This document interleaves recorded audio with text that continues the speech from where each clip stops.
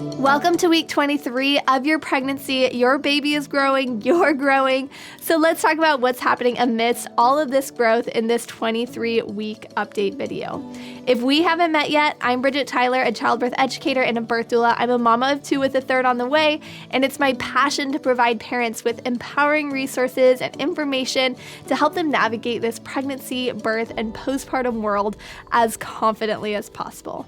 If you haven't subscribed yet, make sure you do, and then click that bell so you stay in the loop with every new video that comes your way. Week 23 marks the start of a big growth spurt for baby. In the next month or so, baby is going to double their size. So mama, as your baby takes up more space in the womb, breathing becomes more challenging.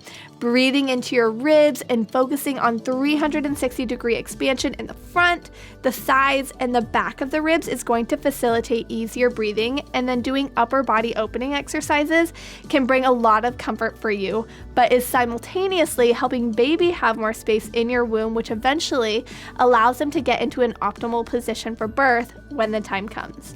If you want to incorporate some daily pregnancy stretches to prepare you for birth, you can check out the link in the top corner of this video. With this growth spurt, your baby is building that layer of fat under their skin, their musculature is getting stronger, and their organs are maturing.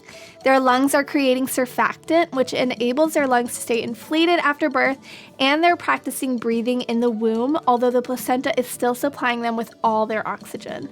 The brain is rapidly developing neurons that are giving input to your baby's five senses: their taste, sound, sight, touch, and smell. With all this growth suddenly happening with your baby, you might notice some new symptoms as well.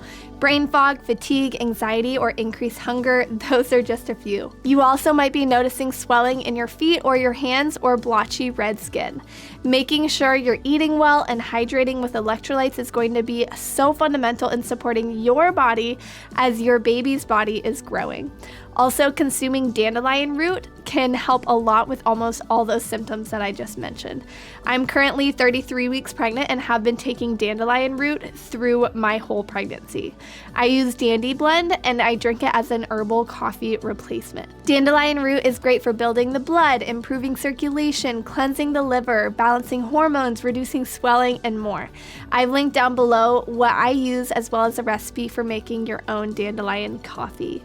That wraps up this week's update, mama. Comment below what you're experiencing this week in your pregnancy and take some time to connect with some other mamas in the comments below too.